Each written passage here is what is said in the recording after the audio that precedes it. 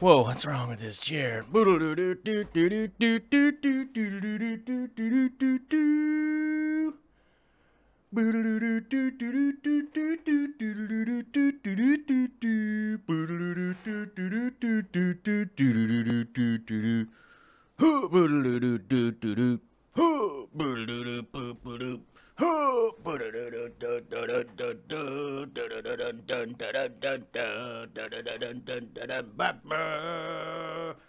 Internet! Hi, Internet. How you doing today? Hi. What's going on, everybody? What are you doing? What's happening in your neck of the woods? What is with this microphone today? Silly microphone. What's going on every day? Oh, man. Try to warm up the show. Try to bring it in hot. It's coming in too hot. You guys got to cool it down. Got to cool it down a little bit. Hold on. And bring it back up again. Oh, my God. What's going on? Hey, what's happening, everybody? Okay, happy Wednesday to everybody out there. Glad to be here. Glad to make your acquaintance. How you doing? Good to see you on a Wednesday. I'm excited. Are you excited? I don't know. I think I'm overly excited. Because it's Wednesday. Am I excited about Wednesdays? No, never. Never really excited about Wednesday. It's kind of a weird day. It's kind of a weird day when you get into it and you start thinking about it. You start thinking about, oh man, it's Wednesday. How weird is that? It's the middle. It's the middle of the week. If you're a big fan of that one guy, he'll be like, who cares what day it is? Keep working. But let's get into the beginning of the show here. Who was first to the chat? Who was it? Who was first to the chat? I know what you're thinking. And you'd be wrong. It's Charlie List. Oh, coming in hot on the last day of January. Charlie List, first one to the chat. Wondering where everybody was. Probably because I started the chat up at a weird time, like I always do. And, what's this? Hold on. What's it? Oh, hold on. Oh, yeah, check this out. Hold on. I got a new feature here on the stand. I can turn on a light and shine at things back behind me. My mom got this for me. It's a light that shines on stuff, and I put it on the microphone stand so I can make... Hold on. It's not a very powerful light, but it works really good when it's dark out. I'll make it shine on the thing over there. What is this? What doesn't it do? Oh, there we go. All right, I'll make it shine on the painting back there. But Charlie List, first one to the chat. Amazing skills, bringing it in, coming in hot. I like it. But he was quickly followed by Frank Dominguez, who apparently needs a slap on the wrist today because he was texting whilst driving. Luckily, none of us are police officers. That ain't our job, but we got to tell him, hey, man, don't do that. It's dangerous. It's dangerous, bro. And let's keep it safe out there. Let's not make it dangerous to try to be first to the chat. Because you got beat by Charlie List already. You know what I'm saying? So...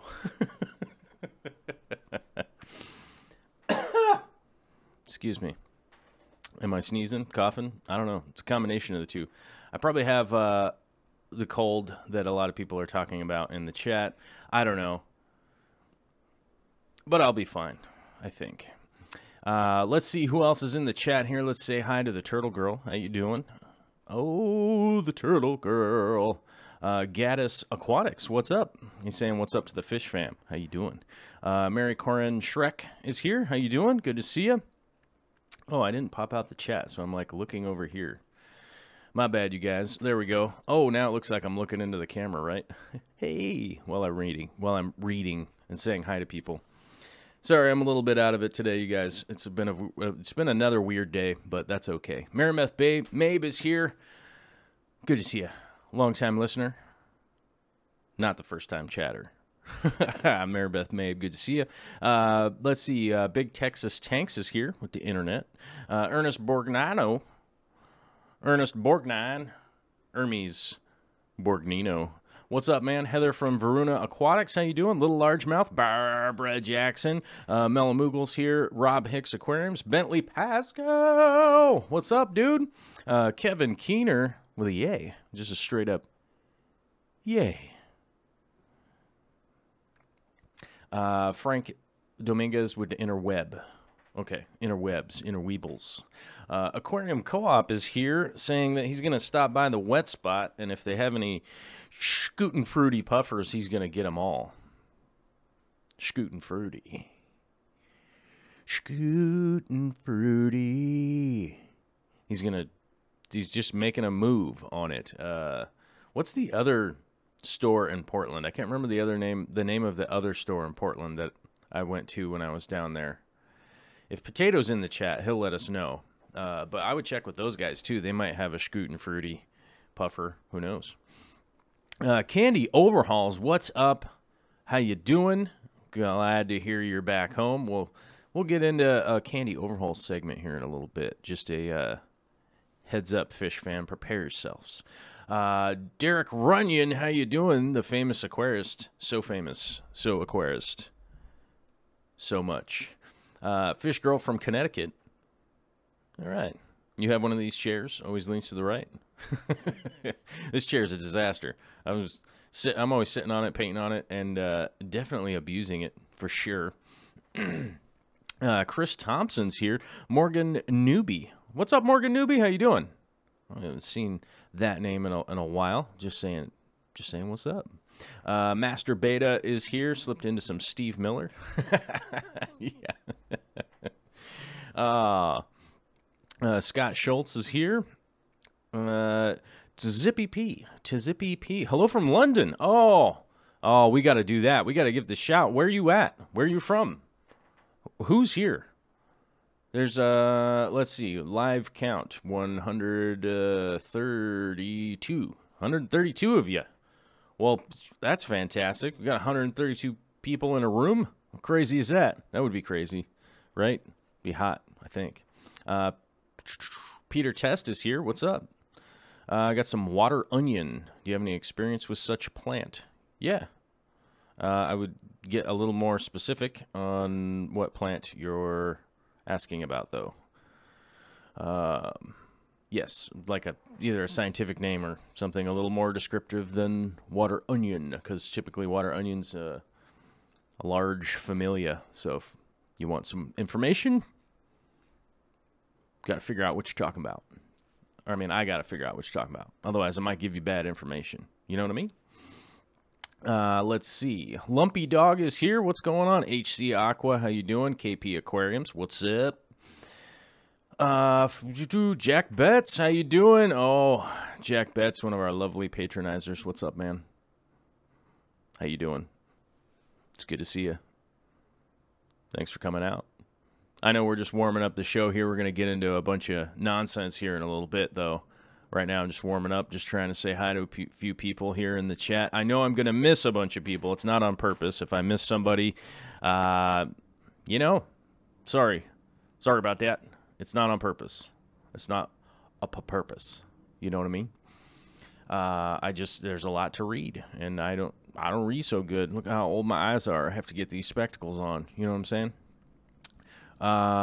Let's see. Sal Sanchez is here. How you doing? Sean Nebula, what's up? How you doing? Let's get some questions here going right off the bat. Oh, Gone Mad is here. What's up? What's up, Gone Mad? How you doing? Where's the Gone Mad family? Where's Iris? Good to see you guys. If you guys don't know who Gone Mad is, he was Eric Gone Mad was and Iris was was a lovely host who hosted me while we were out at the Aquatic Experience in Chicago. Let me hang out there, drove me around, did way too much, but it was super awesome. Had a great time. Super fun. It was actually pretty low-key, honestly. But there's just, there's a lot going on, but it was pretty low-key. It was pretty chill. What is this? I'm going to turn this light off. It's bugging me. There. Makes me look a little younger. People are saying it makes me look a little younger. Like 10 years. How old do I look today? 100?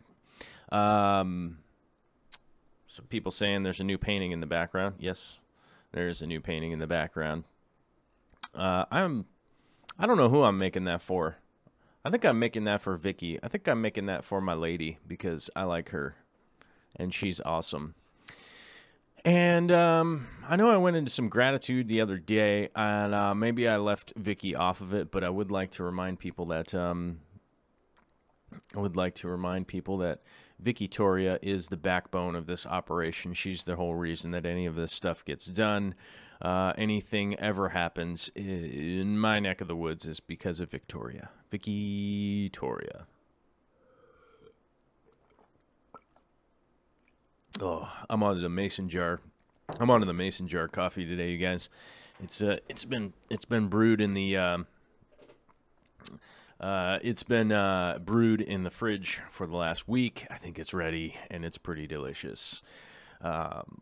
Let's see. Bill Weimer, is a 10-gallon big enough to have a colony of cherry shrimp and a colony of endlers? Yes, 100%. I used to do colonies of shrimp in 10-gallon tanks all the time. And as you guys, some people know, I was one of those gangsters that had, because endlers are super gangster. You know what I'm saying? If you got endlers, it's pretty dope because they're one of my favorite fish. And so I had a lot of endlers for a long time and did a ton of those guys in 10-gallon tanks. Cherry shrimp for sure, 10-gallon tank, no problem. Endlers, 10-gallon tank, no problem. Just the one thing that you will want to bear in mind is that they will breed. They will breed like crazy, so you definitely want to keep an eye on the colony. As the colonies get bigger and stuff like that, you might think about adding another 10-gallon tank to... Basically, okay, this sounds wrong and kind of weird or whatever, but take the super beautiful ones and put them into the new tank, essentially, so that you can kind of have like maybe the ugly or more natural looking ones in the previous tank and then get kind of more selective with them as they go along. But I would keep in mind with those colonies that you probably will need another tank in some period of time or a way to move off the extras that you're going to end up with. And by extras, I mean the breeding. They're going to breed. Cherry shrimp are going to breed. Endlers are going to breed. They're always breeding. So I would keep that in mind. And eventually the amount that you'll have to feed could become a problem over time. KP Aquariums just says, wow. I don't know what that meant. Candy Overhaul says, give this stream a share if you haven't already, please. Yeah, hit the like button and share it out, right?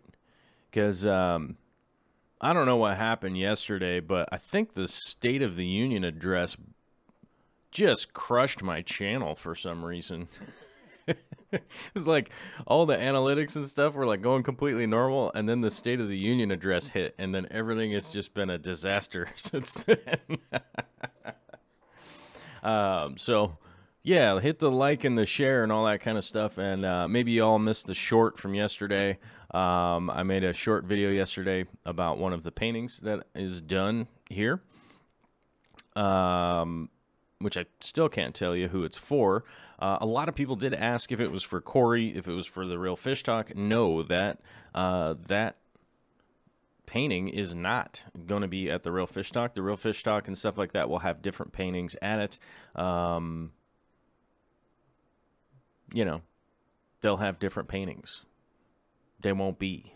One of the issues that I've run into is I am waiting on some of the source material for those paintings, but those ones will be pretty funny, honestly, because I got the source material for me, Because I'm here. I exist here, so it's easy for me to, like, come in contact with myself and get some of the source material for that, which is cool. Waiting on for the other co-host. So I got to get some of that. But that's coming, and it will be sometime, obviously, because tomorrow's February. It will be sometime in February where you guys get to see some of the Real Fish Talk art coming out, because I don't want to just have part of it come out and then be like, yeah, there's that one thing. You know what I mean? So Swift Aquarium is asking, was Corey serious about getting puffers from the wet spot? He's at the wet spot. Yes, so I think he was probably serious. Swift, he is there at the wet spot.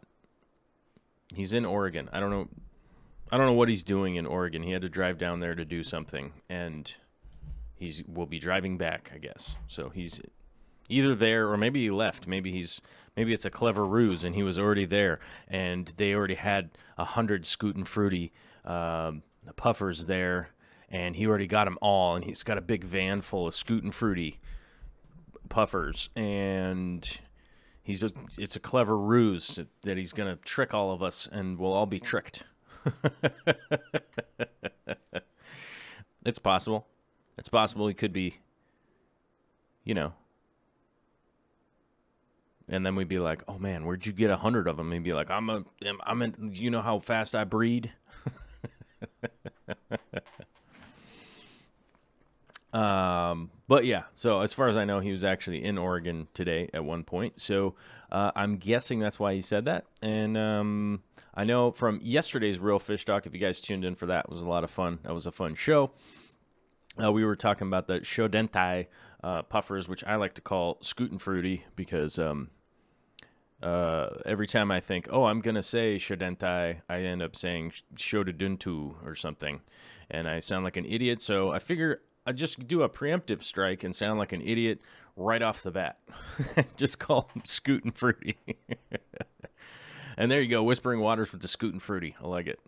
I've never seen Whispering Waters in the chat before. I don't know who you are, but I like your style.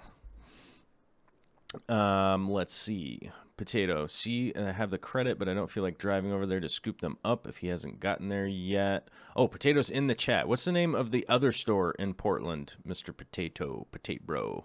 He probably said it already and I missed it. World of Wet Pets. There it is. Renegade 808 with the PDX action. Renegade 808 must be from Hawaii. Like a Hawaii transplant to Portland, I'm guessing, with a handle like that. It's got the World of Wet Pets. Also, yes, so the other one, Mellow Moogle, World of Wet Pets in Beaverton. Everybody got it except for me.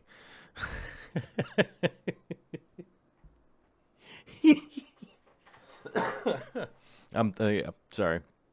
I got to try to not laugh because it makes me cough today. Have you watched The Green Room or the Punks versus...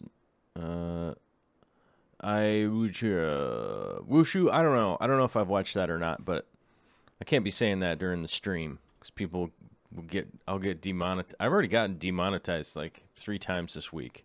I put out like 3 videos this week and they all got demonetized, and I'm like, dude, really? Like, seriously, bro, what happened there? I mean, they all got remonetized, so it's not a big deal, but yeah, I can't read the name of that out loud.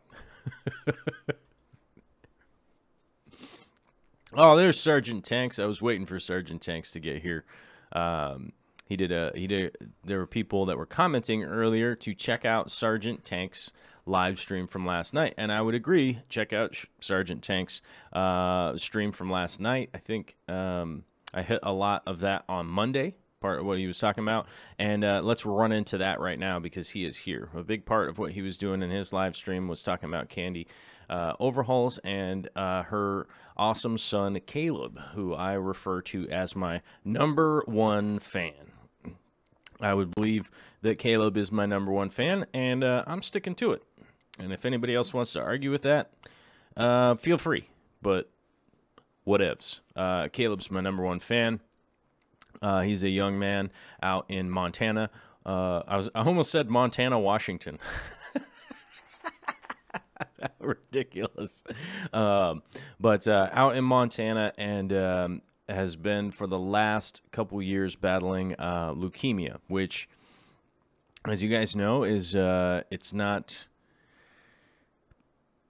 a small one. You know what I mean? It's not a small one. That's a big one. You know what I'm saying? And he's a young man at the age of 7 years old.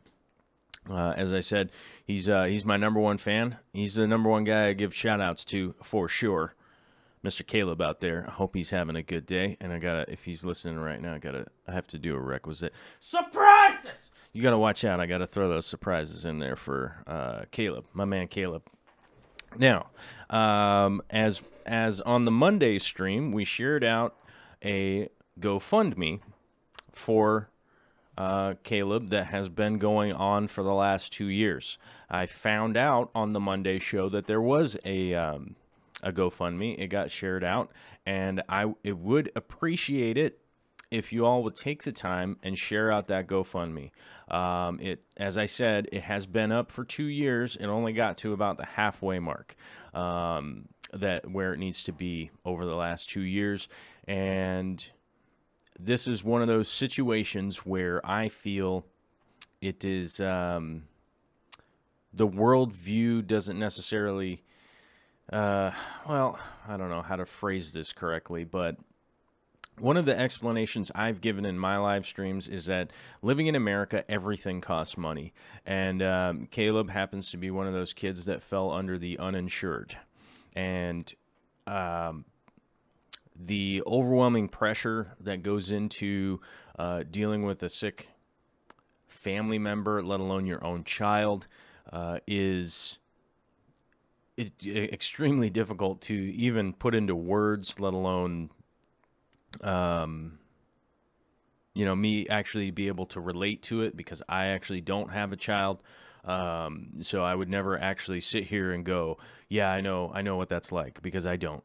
I really don't. On a slight, well, how do I go about this? As an uninsured kid in the United States, it can basically lead to just an overwhelming situation for the whole entire family, because it just rings up these bills that could potentially put somebody into more of a life and death situation because of the mitigating circumstance that you just need the money, and there just really isn't that much to do about it other than to kind of team up and stuff like that. And that's realistically what a lot of people out there have been sharing over the last week. I know we're only 3 days into the week, but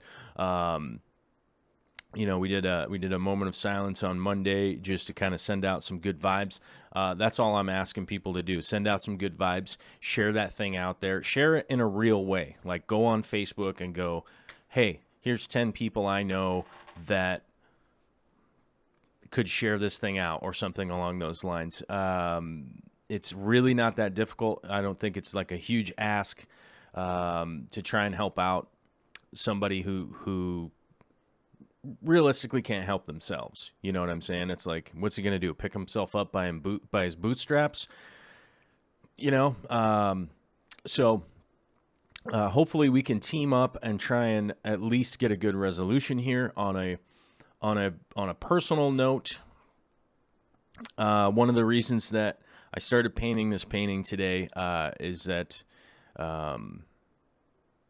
as I had made a slight mention to this about a week ago, somebody that I grew up near and grew up with, and I'll give you a little bit of a backstory here. When I was in I want to say 5th grade or 6th grade, I'm not sure, the brother, whom I'll call Charlie, I don't know, fake names. I had written something inappropriate in his yearbook, and I ended up having to buy him a new yearbook, and I had to work for 2 weeks of worth, basically over my summer break, to pay that off. I had to work for like 2 weeks to get enough chores done and things. Of course, you know, also the punishment aspect of it, to pay off a new yearbook because I had written something inappropriate in his yearbook, and don't need to say it now. It doesn't matter. I can't even remember exactly what it was, but on a personal note, his sister passed away, and you know, somebody who's in great health, mid-30s, just passed away, and you know, that's just I was going to say icing on the cake or whatever, but that's not a great analogy here. It's just the reminder of the fragility of this life and the things that are going on in everybody's life around here. When I say around here, I just around the world, you know what I mean? And the last thing I want to do is hear like another... I don't want to hear another story like that, at least for a long, long time. I know that it's going to, you know, these stories are going to come up, but that was a big time reminder for me that it is really fragile. It's really short, and you don't know when it's going to come up. You don't know when your number is going to get pulled and that kind of stuff.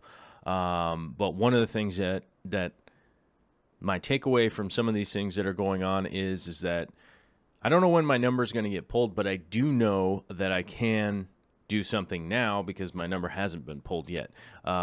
So that would be the reason for us kind of teaming up and trying to help out a young man that, you know, will hopefully be able to get to see adulthood and all that. I hope to someday be an old guy and run into the grown man Caleb. That's the long story short of it. So I know that it feels like this is a negative live stream or something like that, or a somber live stream or whatever. But I feel like, you know, this kind of stuff is on my mind, and I think it's important to get some of my I guess just some of my message out there a little bit in regards to just the life that's going on, because I often get messages from people that are like, hey, can you explain how you decided to start doing paintings? How did you decide to start doing construction? How did you decide to start like building computers and writing program and editing video and doing YouTube and doing a live stream and doing all this crazy stuff you do all the time? You have chickens? What? Like, what is going on? You know, there's another part of this painting, but this painting, it was inspired by a sign that I wrote up on my wall about 3.5 years ago. There's another part to this right here that's going to go right down here. And what I wrote on my wall, really big, was live your dream, the end, right? And, you know, actually Jimmy from the Aquarium Co-op actually shared with me earlier a Peter McKinnon video, which is fantastic. I would go check it out if you get an opportunity. I think it's only like 3 or 4 minutes long. Peter McKinnon put up a video of a guy who came out to do some writing on his walls and stuff, and I thought, how serendipitous that I haven't done a script painting in a super long time, and on the schedule today was to do a script painting. And those guys upload that video, and I'm like, man, somebody's going to be tripping about that I'm like trying to steal someone else's thing. I'm like, well, either way, at least it's serendipitous that I was kind of doing it today, and at least I can go, well, hey, those guys produced a way cooler video than I did, so at least go check that one out, right? So um, as I was saying, like this is a multiple part piece, and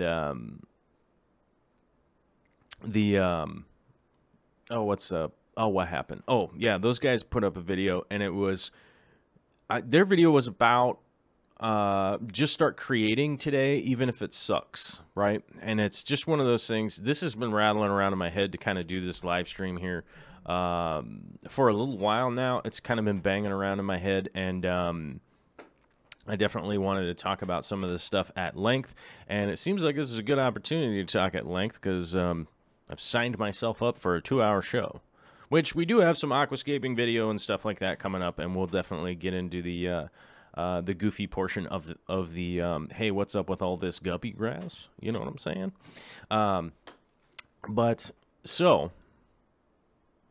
But in the meantime, this is the stuff that I want to get off my chest a little bit. But I often get questions about, hey man, I don't understand how you're like doing all this stuff. What's going on and what's happening and whatnot. Now, I have received some less than favorable messages and response videos, I guess, or things along those lines. I don't really know how to like characterize them because they're pretty convoluted in what they're all about. And I don't think they did a great job with how they even bothered to like put it together. You know what I mean? So, but if it wasn't for you guys and the Patreons and stuff like that, right now I'd definitely be doing something completely different. But one of the reasons that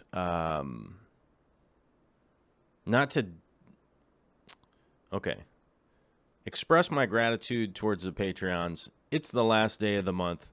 Self-plug. Hey, if you want to do that, you can. I'm plugging the GoFundMe for Caleb. That's what I'm funding. Or that's what I'm plugging. That's what the big plug is. You know what I'm saying?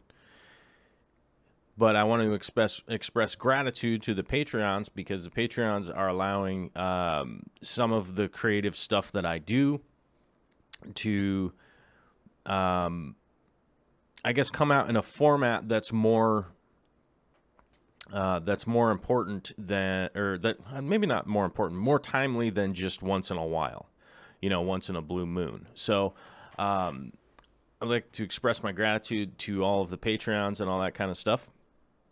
And I do want to talk to some of those people out there that are kind of pissed off about this kind of stuff. I mean, look, I have 274 patrons, which is amazing and crazy.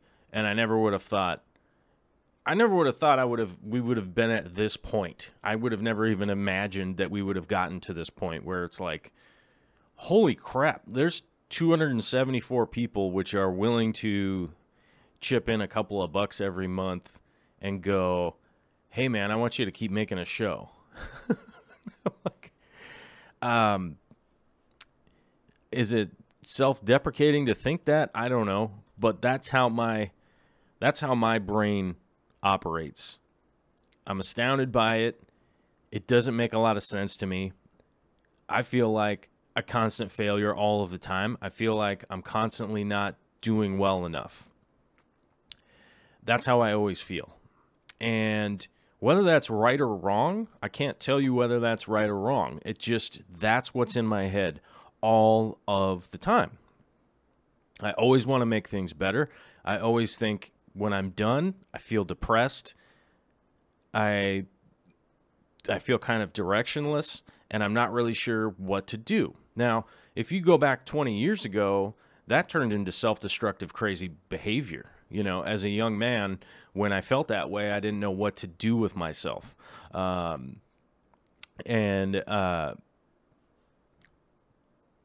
was a very negative thing, and I could say to try and give advice to like young people out there or whatever, just go ahead and go do it. And that the reality is that it's not going to matter if you end up like my old if you end up like my old neighbor, you just end up passed away.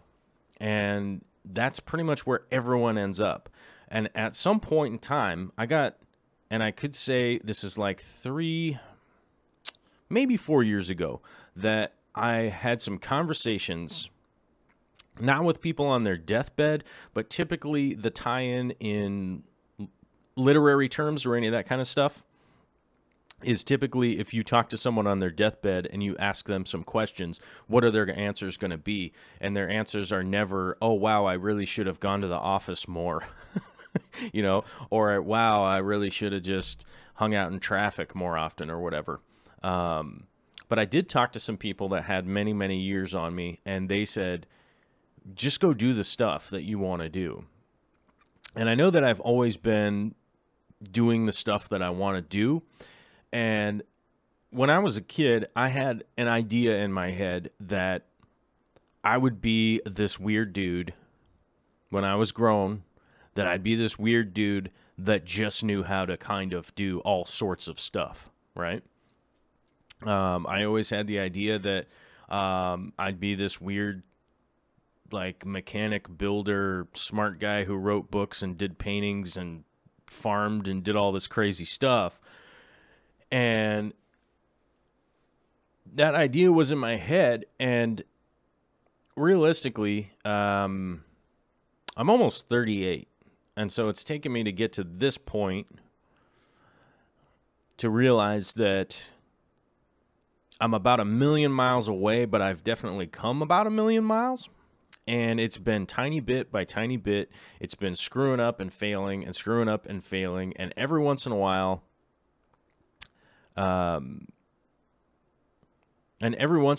I get a win.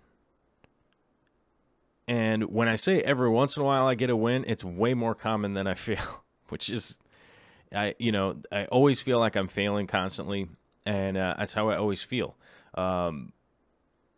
So it's a weird experience to go and sit down and just go, I'm going to put some paint on something. I'm going to put my hands in this tank. I'm going to put my hands over here. I'm going to stab a shovel into the ground. I'm going to figure out how to put this drywall together so it's completely clear. I'm going to read the whole NEC code book and try and figure out that the next time I get to go do electrical, that I'll be better at it. You know, I had that, it's like doing electrical. I had the opportunity to train under some people that taught me a lot. When I did drywall, I had the opportunity to train under a bunch of people who taught me a ton of stuff. And I've always been the guy that just goes, screw it, I'm going to go do it. I don't care how hard it's going to be. I'm just going to give it a shot.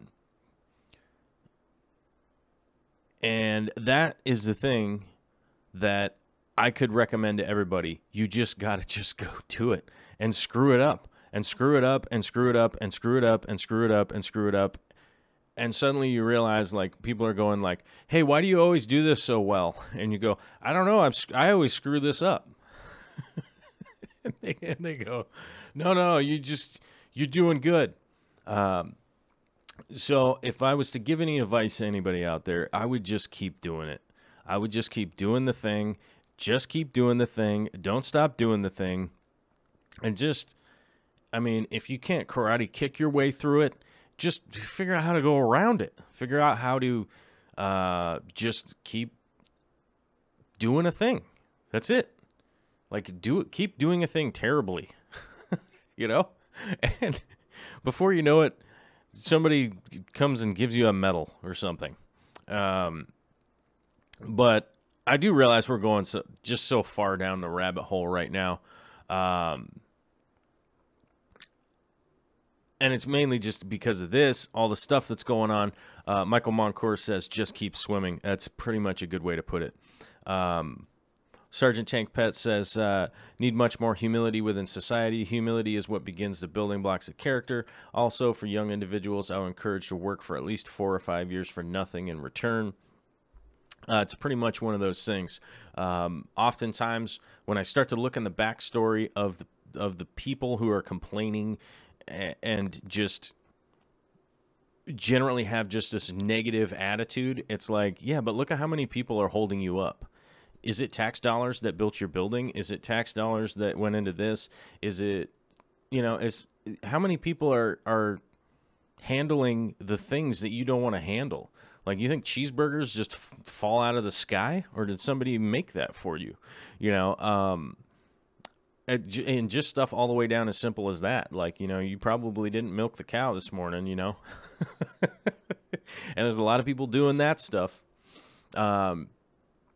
So I would probably try to keep a lot of that stuff in our minds, that we are a huge part, or we are a part of a huge community of a lot of people doing a lot of stuff. And, whether we think we're doing it alone, we're not. And I certainly don't do any of this stuff alone. I got a ton of important people in my life holding me up. I have so many cool people that I could name, for sure. Not even to mention just the moderators that are around here, the people that are kicking in, the Fish Fam, even people that just lurk and hang out in the background and stuff like that. I had the awesome opportunity to be able to go up and have a great talk yesterday about Scootin' Fruity Puffers, which I've never even kept one before. I never even kept one, never even got an opportunity to keep one yet. Maybe someday I will, which would be awesome. So I do see a lot of people in the chat here going, you suffer from depression? So do I. I suffer from depression. There was a long time that they thought I was bipolar. So they put me on lithium, and I felt like a weird robot person. And then they tested my blood, and they were like, this is not good. Stop taking this. It's like, oh, great. And honestly, like, from whatever over the counter they were trying to give me, it just never worked, when I was a kid and stuff like that. The best thing that worked for me, and I'm not saying that this is the answer for anybody out there, but the things that worked for me in my experience was, like, when I was really feeling down, I just went and walked around the block. And eventually I started walking around more blocks. And my walks started getting further. And then I realized, oh, wait a minute, I want to hike somewhere. And then I would go out. And then go hiking somewhere. That would always help. I would spend time meditating. I do know now that one of the big things out there is that, for me at this point, and this is an attributed thing that Vicky just sort of automatically, like, makes me do it, is that Vicky makes me go to bed so that I go to bed and get sleep, But like I said, going on short walks, stuff like that was really one of those points when I've suffered from depression. That stuff started to really help. One of the things that I've related to people is that when I was getting sober, because a lot of people ask me about this, over the last almost 4 years. It's coming up on 4 years, which is crazy, but awesome. They were asking me, because I was somebody that went to AA, and a lot of people are like, oh, what is that? It's like some kind of Jesus thing or whatever. It's not. It's not a cult. It's not a this. It's not a that. It's, to be honest with you, like, I would go to those meetings because I get a chance to talk.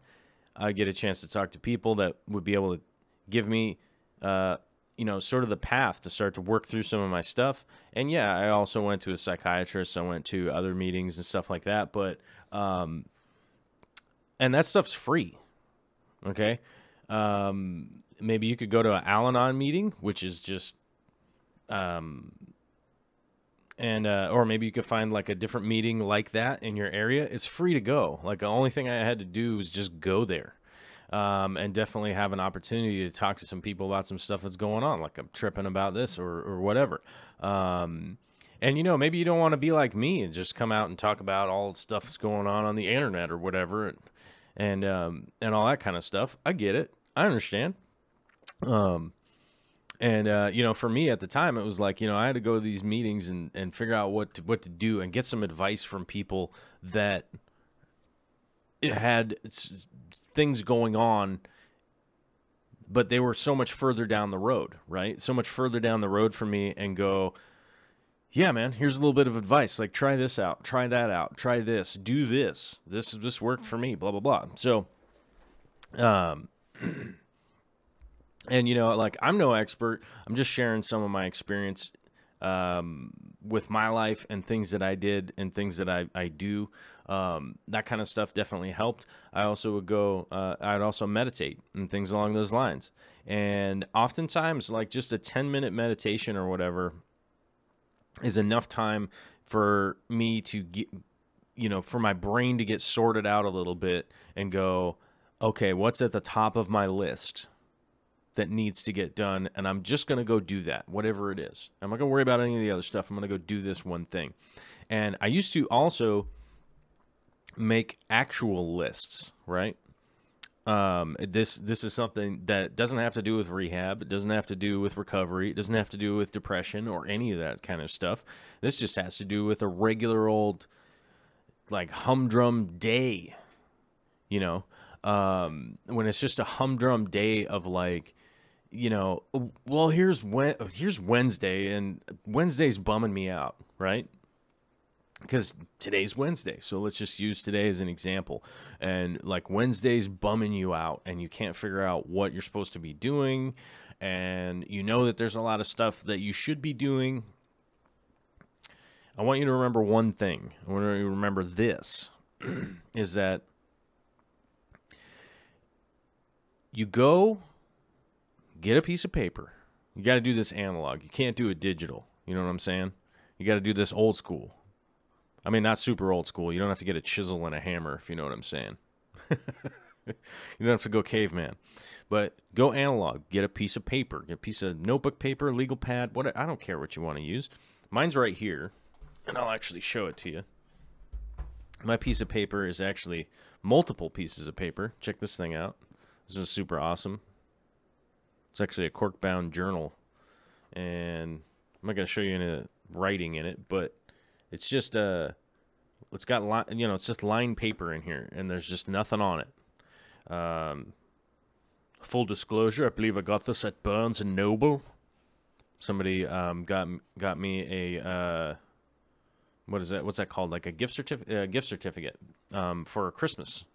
They were like, "You like books and writing stuff? Go to Barnes and Noble." I was like, "Okay, I'll go there." So I actually bought this journal. This is the one that sits right here on my desk, and I'm able to grab it, and I can start doing this process where I just write down the things that I want to do. When I write down the things that I want to do, and I get to a point where I go, okay, there's no things that I want to get done, whether it be scrubbing the toilet, mowing the lawn, building a new aquarium stand, or, you know, changing the water in my aquariums, or making a painting, or editing a video. It doesn't matter what it is, just write all those things down. Then write the list again. Flip it over. Flip it over and write the list another time. All the things that you want to get done. All the things I got to get done today. All the things I got to get done today. All the things I got to get done today. Right? And you just write out that list again. Now you can flip the list back and forth. What has gravitated to the top of the list? Okay? So in a real weird, organic way, the things that gravitate to the top of the list are generally the ones that are beating your brain and kind of causing that feeling where you're like, I just don't know what I'm supposed to do today. And, you know, the thing about it is, it's such a super simple exercise, also is a thing to reference as the day goes along. So once you do the first thing, you mark it off, right? And then you mark it off the other list. And how good does that feel? You don't mark one thing off, you mark two lists. You know, you mark the same thing off two lists. And then you're like, whoosh, oh yeah, whoosh. And then you're like, yeah, I got to cross out multiple things. Check me out, right? And it definitely makes it a lot easier to move through your day with that exercise. And I wish I could give credit to whoever told me to do that. I don't know who it was. I don't know who it was because there's certain, often, I don't know. I wish I knew who it was. I can't remember. I can't remember who it was that told me to do that. And I want to say it was like Chris or somebody. I think it was Chris. I'm not sure. Chris is a guy that I got a ton of advice from. Super cool dude. Brilliant red hair. Buff. Very buff individual. Which is always cool. And,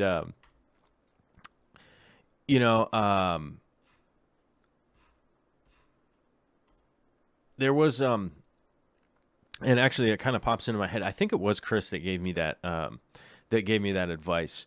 And just from a personal note, I still give credit to Chris for saving my life. And it's kind of weird. It's kind of a weird story, and I probably won't go like super in depth with it today because I don't think it's ready for the internet. But I still give credit to Chris for saving my life because he definitely did. He was literally the guy who called me. Right? He was literally the guy that called me. My phone rang and I had to answer it. Because I was like, oh, that's a phone number I have to answer. That's not one that I can just ignore the phone call. But I don't think that story is ready for the internet. And I think if I did make that story, I think it would probably be an edited video. And I might do that. I might do that at some point in time. Come to think of it, it probably would be worthwhile. But the piece of advice that I could give you from that interaction that I had was that when somebody pops into your head and you feel like it's time to reach out to them, just do it. Just do it. You won't regret it. You won't regret it. For some reason, I don't know why. It's probably like a I don't know, it's probably like a space alien thing or something. It's probably some weird universal, serendipitous energy from space or something. I don't know. It's not something that I could explain. But when you get that feeling that's your, I don't know where it comes from, and I don't claim to know where it comes from, but that's a signal to just bust out and make that call, drive over there, whichever way you want to do it. Whichever way you want to go into it, when that pops into your head, I honestly believe it's, I don't know what it is, but it's got something to do with the weird universe that we live in. And and I got a lot of respect for Chris for being that guy who literally, it's not even figurative, he literally called me, and so it was, but for me, there's been hundreds of Chris's, you know what I mean? There's been hundreds of those guys. And if you were to look at my life on paper, my life looks like a friggin' disaster. Okay. Whatever way you want to look at success, whether it be material or whatever, on paper, my life looks like a disaster. But in my head, my life feels like some kind of redemption success. I don't even know. But my life feels good. I'm hugely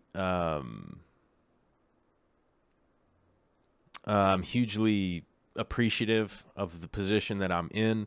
I'm hugely appreciative how many cool people are in the chat here right now, And Shelby Ray says synchronicity. Yeah.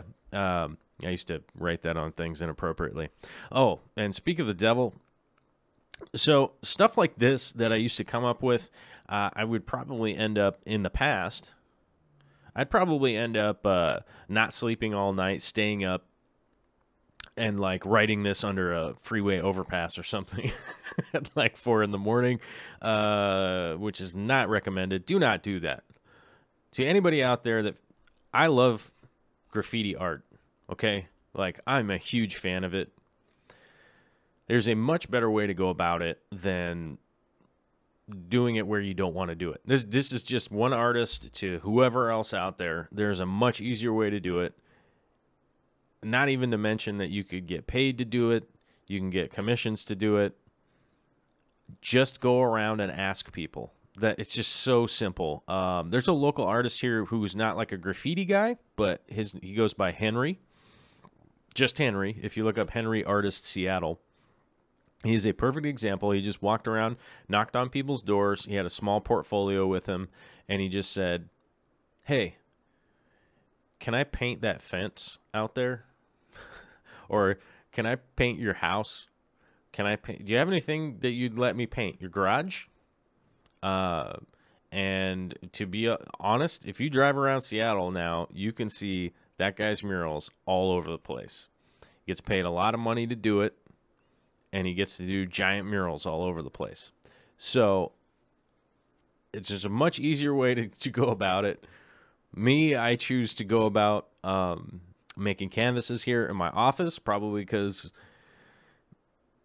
I don't like doing art that much out around people, because for whatever reason, like, I'm that guy that people walk up to in the grocery store and they're like, "Hey man, what's up?" And I'm like, "I don't know. What is going on? How you doing?" Like, people just talk to me, I guess. And that happens a lot when I am out painting outside anywhere. You know what I'm saying? When I get my super long paintbrush and I'm all, I don't paint like that. That's ridiculous. Who would do that? But realistically, in the past, I probably would have like painted that under an overpass. And there's a much easier, much lighter way, much funner way to go about doing stuff. So, but that would be a perfect example. If there's anybody out there that's like into graffiti, people like Banksy just get arrested now. You just get arrested and they send you to jail. All right, so we do have something to address here. We have some super cheesels. Super cheesels because, what are we? We're an hour in, and I don't know. It just seems organic now to answer the super chats, which I was just referring to as super cheesels, which the what do you call it? The closed captioning thing is probably going to freak out and try and figure that out. Sal Sanchez with a $2 super chat. Every failure is a chance to learn. #learning. Yes, that is a fantastic way to put it. That is a fantastic way to put it. #learning. Every failure is a chance. All right. I dig that. That's awesome. Thank you, Sal. Very much appreciate it. LG3 Nation, one of our big supporters, with a $5.55 super chat. $5.55 super chat with the thumbs up. Well, thank you. Very much appreciate it. Master Beta with the CZ Cheesies. I like it. Thanks, man. And the Aquarium Co-op with a $100 super chat, trying to break the super chat button. Thank you very much, Corey, man. I appreciate it. That's pretty impressive. Now you broke the super chat with the $100 red one. But says, I love it when you talk about your journey. I love that I get an opportunity to talk about my journey. And that wouldn't be possible without you guys all coming out here. You know, honestly, 274 people on Patreon, a bunch of people fish famine up onto the GoFundMe for Caleb. A bunch of people super chatting. I mean, you guys, the like button, the share, all that kind of stuff. You guys chatting, you know, like I wouldn't come out here and share stuff, honestly, if there was just zero response, you know. If there was just dead air, I probably would stop doing it. I probably would have stopped. I probably wouldn't be doing this long format show. I probably wouldn't be doing this thing where it's like, yeah, let me tell you guys about some of my weird life. I probably wouldn't be doing that, honestly, if it wasn't for you guys, you know? Really? I mean, I could just stare at a blank wall and just yell at it. Right? It would be weird. I could just talk to a wall. Gaddis Aquatics says 172 watching and only 119 likes. Judo chop that thing. Oh, I like the judo chop. The Austin Powers reference. I like that. What's my beard doing over here? It's like sticking out all crazy. Weird. All right. Maybe I slept on it funny and it's mad now.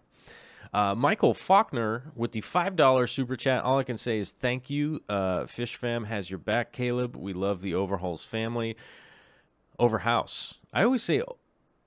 Oh, no, I say Overhauls. Yeah. Oh, he put it... Never mind. Overhauls family. I think he just missed the L. No biggie. But yes, we do very much appreciate Candy, Dan Squires, Mellow Moogle, Gone Mad. Like, you know, there's just so many names to list off. I did realize that I was like, oh man, I got to make a new Patreon video. I don't even know how to make a Patreon video at this point because it's 247 people, which is crazy. And initially my goal was to beat Corey, but now I feel like kind of a jerk being like, I got to beat Corey with the patronizers, and I don't know. It feels kind of dumb now. It feels kind of dumb now when I should just be appreciating how awesome the Patreon is and all that. Speaking of the Patreon, I have a bunch of questions that people have sent in from the Patreon. I am getting those sorted out for Friday's show. So if anybody's going like, man, when are you going to get to my thing that I sent in on there? We're going to be addressing that on Friday. And hopefully I'll be able to transpose them. I'm trying a new thing here with the video where I'll be able to like, and I'll be able to, right? Chances are the computer will probably catch on fire or something, which every time I try to do something new on this thing, it's generally what happens. I got to get my fire extinguisher out. Maybe I should get one of those Elon Musk flamethrowers and just threaten this thing with more fire, right? Like, if you catch on fire, I'll burn you more, computer. Maybe. I don't know. Alvin Alejo with the $2 wubba lubba dub dub.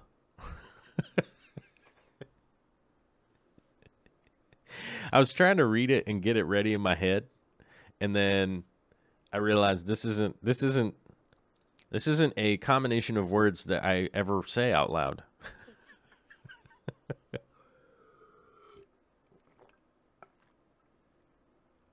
But we got to power up with a little coffee there because it's about time. We're going to get to the video segment because we've answered the super chats, I think. There was no questions on them. They were all thank yous, and that's amazing also. And I've been trying to scroll through the chat here and try and get some questions from the chat. And... What's the word? Oh, what happened? The brain train just went off the tracks. Oy! What happened? Oh, I was trying to find some questions from the chat to answer before we go to the video section. NC Fishman said, dang, this gets really personal. That's right. Sometimes I get personal on my show. This is my show. You know, I am all for constructive criticism and do my best to accommodate those. A lot of people ask for short videos. I made a short video yesterday, and It didn't get a lot of traction. I was what? And okay. So I made a short video yesterday about making painting because I had the painting done. I put it up.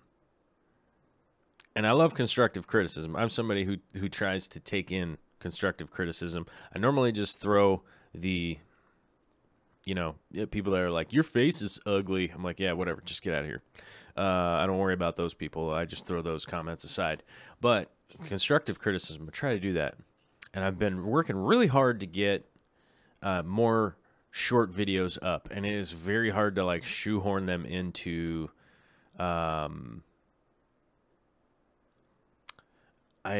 just to try to shoehorn them in to my schedule, it's difficult to like fit them in because there's a lot going on. But I was trying to figure out, I was like, man, what did I do that was weird with that video? Because I feel like I don't know. I edited it. Okay. I'm not going to explain the good things I did. But what I did do is I went and I was reading through all the comments and I was going, but everybody commented on this that they liked it. So what's going on here? It's super weird. So I don't know. But if anybody's got anything, pop on there and let me know if something weird is on there that's like weirding you out or something. Like maybe there's something weird on there. I don't know. Because it seemed like most people were like, yeah, this is cool. I dug it. And I was like, okay, well, so I don't know. You guys are all super awesome, and maybe if you missed it and you go watch it and you're like, dude, I don't know, there's like some kind of weird noise in the background that makes me not want to watch this or something. I don't know what it is. So feel free to let me know, and I'll check it out. Ow, my hips. Oh, I have my leg up here. I feel like my hip is gonna pop out of socket again. Let's see. A fish girl from from Connecticut says, is Skynet? It probably is Skynet, I'd imagine. Let's see. Mr. Glass Boxes said something funny, and I want to see what it is. Where did it go? Bird is the word. Bird's the word. I know that one. Have a great day, Joel. And everyone, much love. Back to work. Oh, KG Ciclet said to go back to work. Gone Mad says, birds make nests in the equipment I work on. Cutting torch plus nest equals fire. Marshmallow. Oh, wow. Oh, that's a crazy day. You're like, oh, something's on fire. I will tell you, I was doing very similar work to what Gone Mad does. I was actually torching apart a trailer one time and was wondering why, like, all this orange light was coming from around, because I had a welding mask on with the welding googles, and I couldn't see around me, right, in regards to what was going on, but I could see like this weird orange light was coming around me. I thought the sun was shining on me or something. I pulled up my hood and I realized that everything was on fire around me. That was crazy, including my pants, which, needless to say, I got out of there unscathed to a degree. Little burns, but not bad. Nothing bad. And managed to survive. Managed to get through it. Michael R. Hartley is asking, Joel, did you sketch out the loach first before you started painting it? I pretty much almost always... what's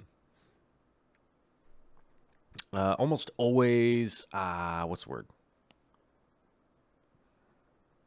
I almost always sketch stuff out ahead of time. Almost always.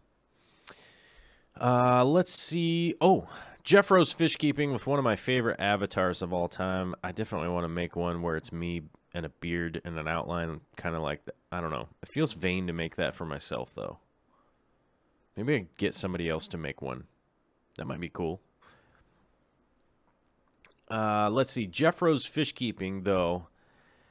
Mr. Jeffro himself is asking, please share how your first live stream went. Were you able to test it before going live? Were there a lot of people? How did it go?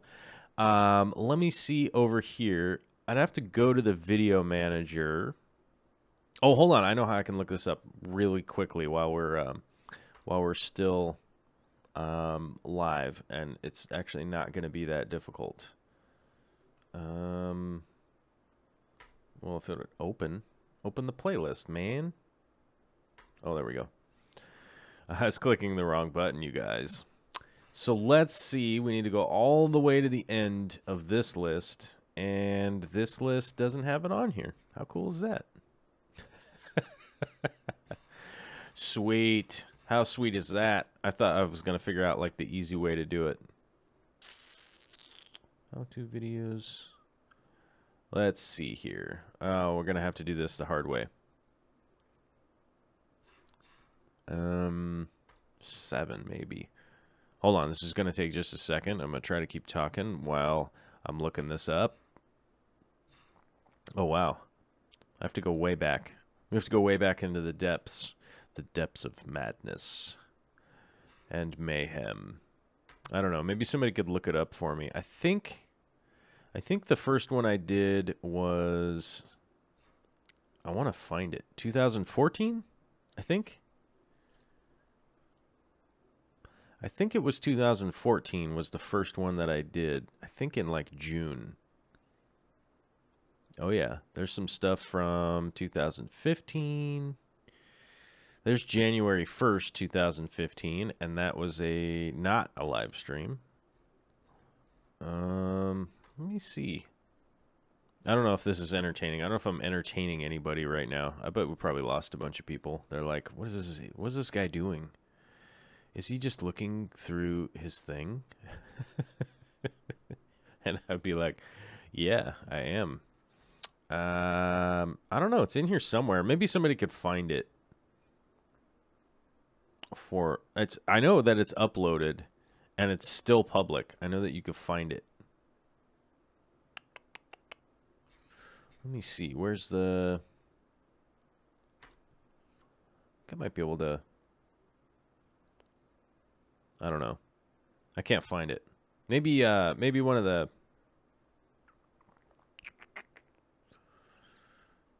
I don't know. I can't find it. I tried to. Sorry, Jeffro. But you can actually troll through my old videos, and you can find them. It's on there somewhere. I'm trying to find it. If it was 2013 or if it was 2014 was, I think, the first one that I did was right around there.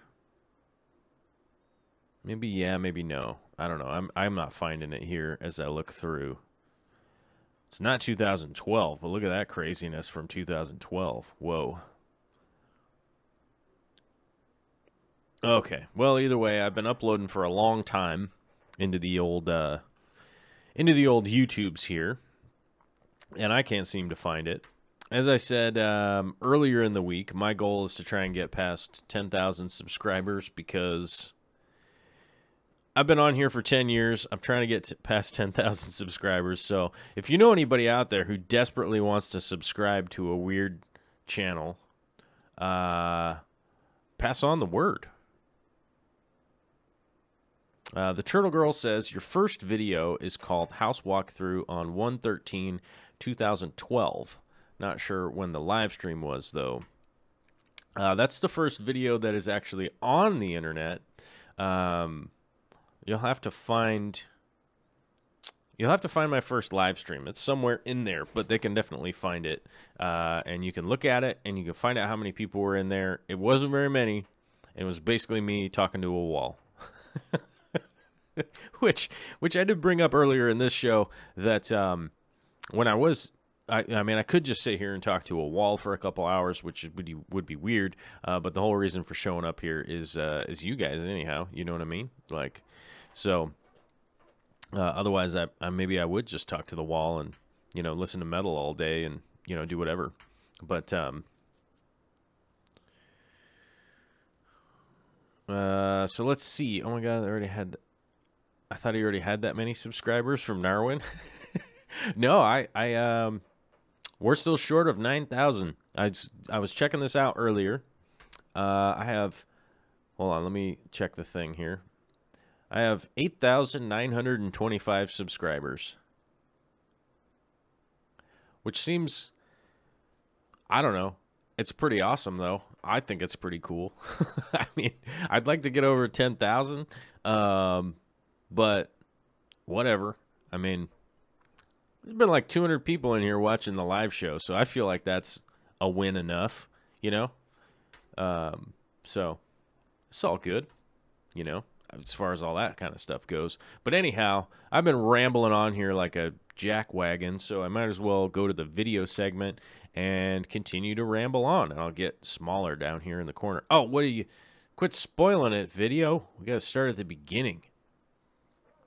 So I know some of you were definitely interested in seeing some not time-lapsed aquascaping, which is what this is. This is non-time-lapsed aquascaping. This is actually me prepping the 150 for the Sierra stones that shall be going into it fairly soon. We got some really cool stuff going on with this aquarium. I'm super excited for it. And I'm pretty pumped for this. Those Sierra stones, I'm telling you, if you guys didn't see those in the live stream, I will do a short video on these so that you could, so it's easy for people to watch, and then they can just revel in the majesty of those Sierra stones. Anybody that was wondering where I got those from the Aquarium Co-op, who super chatted here. If you don't know who the Aquarium Co-op is, you might be living in a cave. But the Sierra stones that are going into this 150 are literally from the Aquarium Co-op. If you're interested in getting some of those, you can go to aquariumcoop.com and check them out. They ship them. They'll jam them into boxes. I think Justin's the guy who does it, which is awesome. And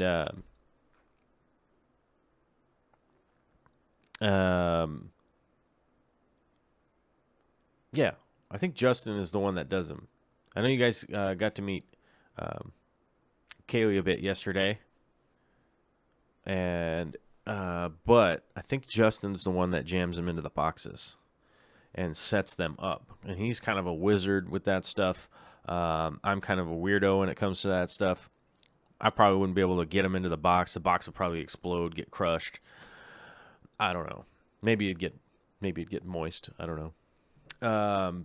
But he's the guy that does it. You pack them into boxes and they ship them out to you, which is super cool because it's way easier to get them off your porch.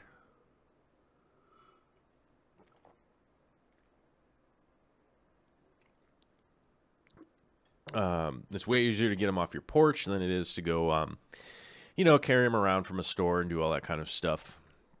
But Mellow Moogle has the link. She just put it into the chat there. Kevin Hayes says, I have 189 subscribers and I feel privileged just from that. If only I could get a decent freaking way to upload without it taking 1,000 years. I really want to get back in the game. I can relate to that. Only in memory. I cannot relate to that here. It is a lot of money spent to get the internet to be supercharged here, but it is done and it works pretty well. You know what I'm saying? It works pretty darn well. Sal Sanchez is asking, did your guppies breed? They have bred. She is pregnant. I'm waiting for the birth. I thought the birth was going to be like the other day. It's still hasn't happened yet. I'm a stressed out. I'm a expecting father. I'm hoping that I have guppy babies soon, and I'm gonna be excited because, as you guys know, I somehow committed to the starting out with only 2 guppies and trying to build a colony from 2 guppies. I have lamented about this a few times and been a little bit stressed out about the idea that I'm going to start with 2 and I have to wait for the whole thing, and I just want to add more guppies, but I can't. And, I said I was going to try it, so I'm going to keep putting my honest effort into just starting with the 2, and we're just, as I said, expecting father. I'm hoping she's going to give birth at any point in time. She looks ready. I can see the baby's eyes, and it's looking like they could be coming at some point in time soon. So I hope so. Lol at Jimmy. Wait, is Jimmy in there? Let's see. Potato says, I think the first live stream I can find was an hour and 4 minutes long with only 602 views, titled Friday Style Live Stream. May not be the earliest, but for sure the first intentional one, I think. Yeah, I think that might be it. That might be the link for the first one for Jeffro. I think that was the first live stream that I did. I don't know when that was. That might have been... Let's see. Friday style live stream. Let me see if I can just look that up. Or maybe you got the link. Wait. I don't know how to... Wait, how do I look that up on my own thing?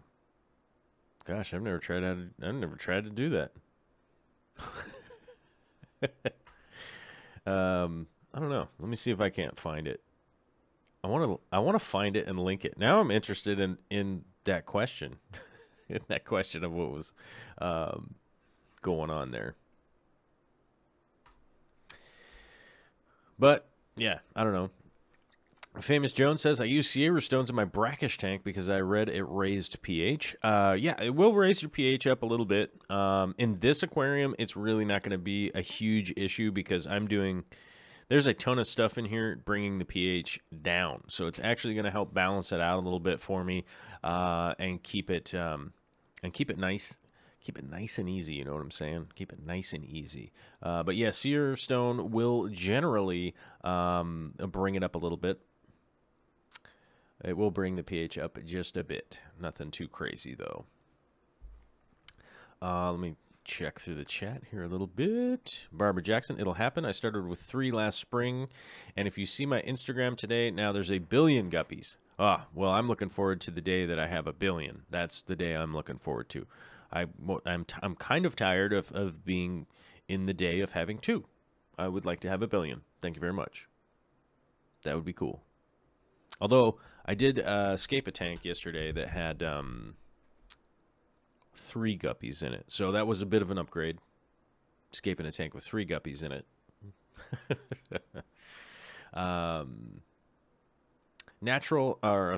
Sorry. I don't know how I got your name wrong. Aqua Naturalist. I almost said Naturalist Aqua or something. I don't know what I was about to say. Aqua Naturalist is asking, can you grow crypts floating in your sump, or do they need a substrate? Okay. I can explain this. Yes, they will last in your sump for a really long time, except... And I wouldn't say that they necessarily grow, but they definitely survive quite well. But if you're going to put crypts into your sump, you do want to attach the roots to something. Like, you know, a lead weight or something like that, like a plant weight. Attach the roots to it so it's actually kind of pulling up like this, because if you just float them down in your sump, the top leaves like curl back down and it makes it a big pain in the butt to replant them. But they are happy to just hang out in the sump and just do that thing down in the sump and occupy down there. But like I said, those top leaves like curl back towards the roots, and it just makes it weird to plant them later on. So if you could put them in a pot or weight the roots or something like that, then that's going to be really helpful down the line when it comes to time to replant them into a tank somewhere. Candy Overhauls posting the Patreon. Ooh-wee, what up with that? Gonna check in on the GoFundMe here. Check this out. Look what I'm doing. Oh, wow. A whole bunch of people chipped in on the GoFundMe. Yeah. That is awesome. Yeah. Okay. Oops. All right. Okay, back to business here. Aquascaping. Answering questions. Yes. Nathaniel John, I got 3 guppies for free buying white clouds the other night. Oh, man. Oh, that's awesome. That's awesome to get some guppies for free. Tessart Mania has got to go. Cheers to you all, think tankers. Thanks, Joel. Breathe deep. You got a lot. You gave a lot to us today. Oh, well, hey, man, that's what I'm here for, man. We're doing a show. This is my show. And I like to do my show in all sorts of weird ways. It's kind of weird. Oh, whoops, we got to go to the second part of the video here. Gadoosh. There we go. Ba-boom. Moving on to the next part. Let's see here. Hey, thanks a lot. Subbed up. Okay. Somebody retracted a message. What happened there? Somebody retracted a message. I don't like that. That always makes me wonder what's going on.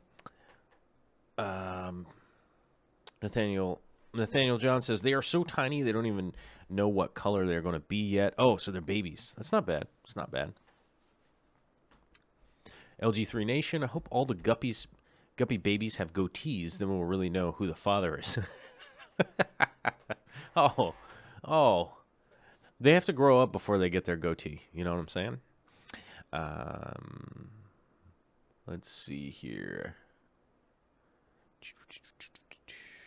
Yeah. All right. I think I'm caught up on the chat. So let's talk about the video a little bit here. So it looks like...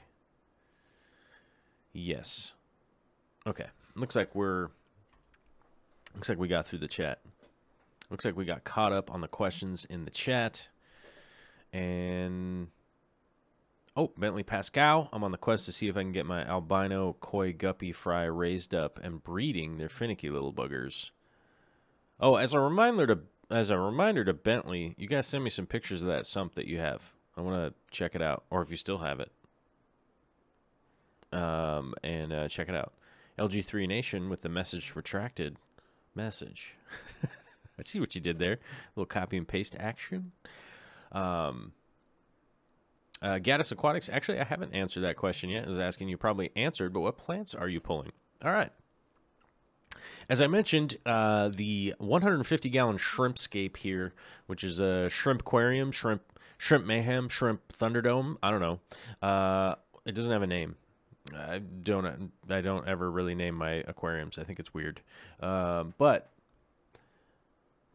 maybe I should. Maybe I should start being weirder naming things. This aquarium is named Shirley. Shirley.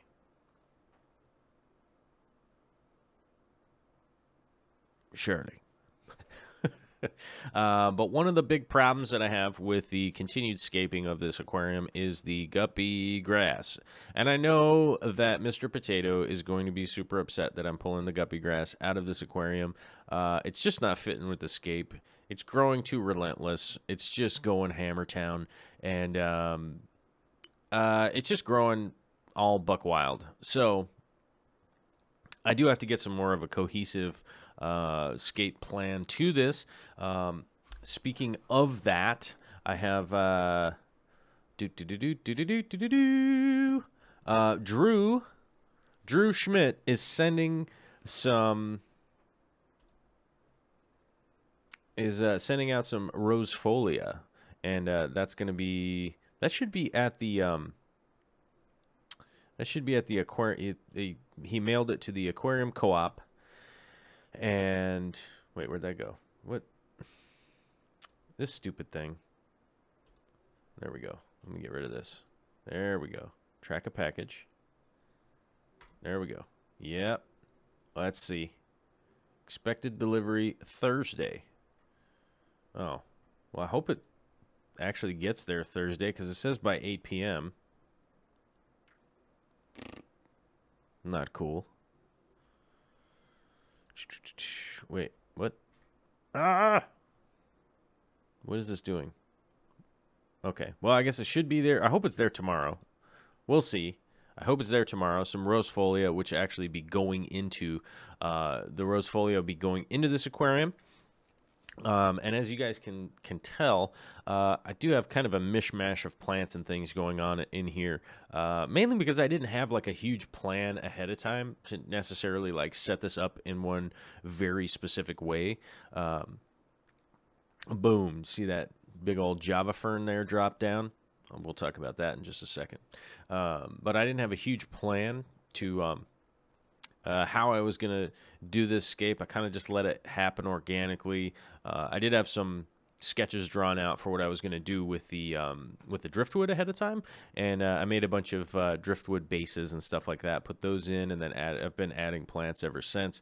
A big majority of what's going to be going on here in here is a lot of ferns and nubius, the pogostemon, stellata octopus, some of the physidins amongst the crypts, and there's just sort of a collectoritis thing going on, and the guppy grass just really wasn't fitting in with essentially the theme of this tank. It's the one thing that is like fast growing in this tank, so it needs to come out. I also am pulling out a bunch of the rocks that are in here because there aren't a ton of rocks in here, so but I'm pulling them all out to they're actually going to go into the 60-gallon cube, which the pump for that came today, and I forgot to bring it in here because I wanted to talk about DC pumps versus AC pumps, and I forgot to bring it in here.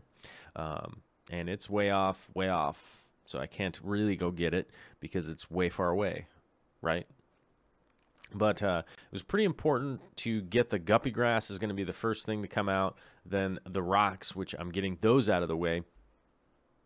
And Melissa, somebody's blowing it up here. I'll get to that.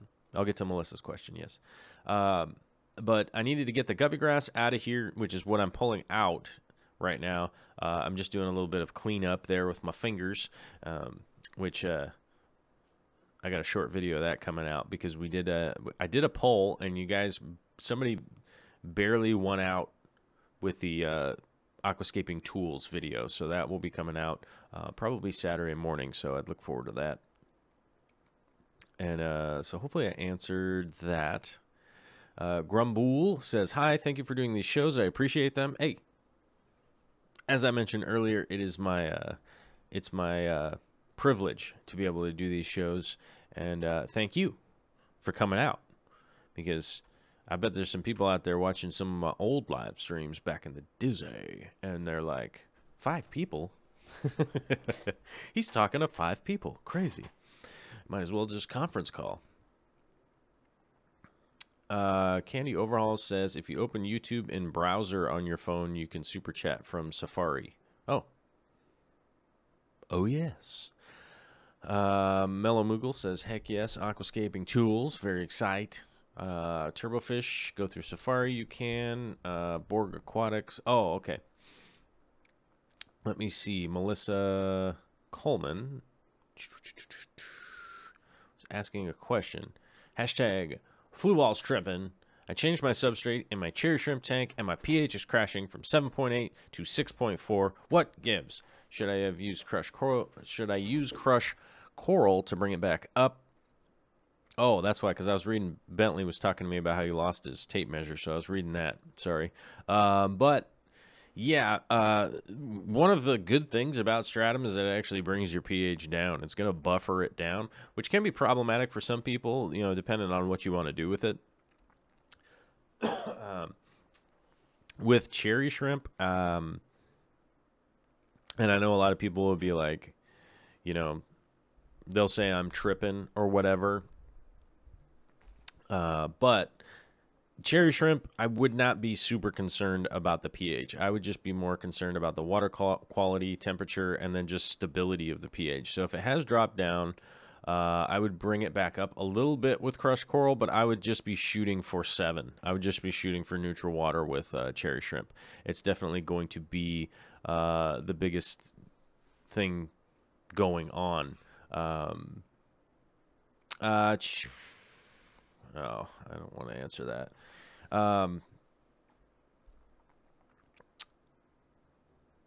So it will bring it down. It will buffer it down, but it won't last forever. And typically what a lot of people talk about with stratum is that it does have a buffering quality, which brings it down, which is great for crystal shrimp. And then at a certain point in time, your pH will eventually come back up to neutral because it no longer has a buffering capacity. But it still has a high cation capacity. So what a lot of people out there are like, well, you know, I put stratum in and my plants didn't have any nutrients after like 3 months. And you're like, well, did you do water changes? Are you adding fertilizers? What are you doing? No, I didn't do any of that. Okay, well, what do you think? It's just like some kind of magic solution that will always have stuff forever? That's normally when I hear people that are like, yeah, it's just pretty much like useless after a couple months. It's like, yeah, because it's starting out the system for you, and then you need to maintain the system. So Melissa is right on track with doing a little bit of crushed coral to kind of slowly balance out your pH and get it back up. But then you also do need to keep on track with your water changes and that kind of stuff to make sure your chemistry is going good. But cherry shrimp are going to be the most forgiving for sure. So once you kind of balance out your pH, it's not going to be a huge ordeal. They don't need a very specific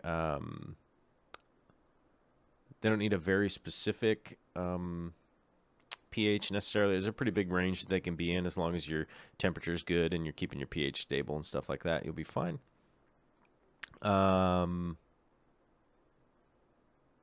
Let's see. Chris one says, hello all, happy birthday, Joel. It's not my birthday. My birthday's, I don't know, months away. I can't do the math right now. My birthday's months away, so I don't know why. Saying happy birthday. T Frakes Tanks. Hello, Joel. Hi, everyone. Corey making it rain. Yep. Corey does make it rain sometimes. You gotta watch out. You gotta have your umbrella, maybe a rain slicker. Power up. Make sure you got some protection. Grumble Pogostemon stellatus isn't fast growing. Yeah, well, that is a fast growing plant. So is Styrogiant repens for a lot of people, is pretty fast growing, but it's not so fast growing as compared to the guppy grass. The guppy grass is like a midsummer lawn that's getting watered every day. I mean, it's like it grows like crazy, and it grows like crazy, and it definitely is super, super fast going. LG3, just in case a few months. Happy birthday. Chris one. Okay, bro. I saw Corey sent $100 as well deserved. Okay. Well, it's not my birthday. If anybody thinks it's my birthday, it's not. It's somebody's birthday. I don't know who, though.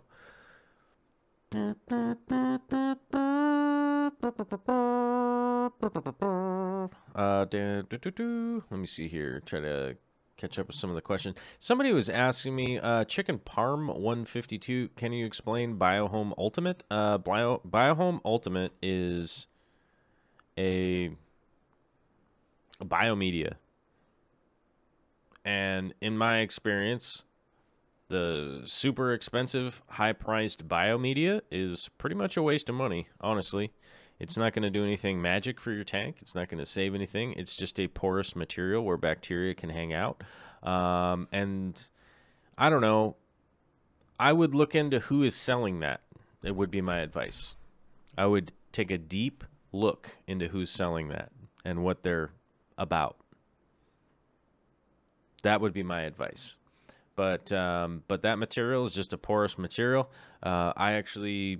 Nowadays, I order either the ceramic rings, which are way cheap. You can find those on Amazon. Just find some cheapo ceramic rings. Or I actually just order pumice in bulk. So those would be two ways that I could recommend if that was something that you were looking and doing, that you needed a lot of biomedia. Chicken Parm's asking, Biohome versus Lava Rock, do they break down nitrate? The bacteria breaks down the nitrate. Your plants uptake nitrate. That would be the ways that those get picked up. Lava Rock doesn't break down nitrate, neither does Biohome. It just gives an opportunity, a space for the bacteria to live in that will break it down. But that's not what this show is about. But hopefully I answered those questions for you.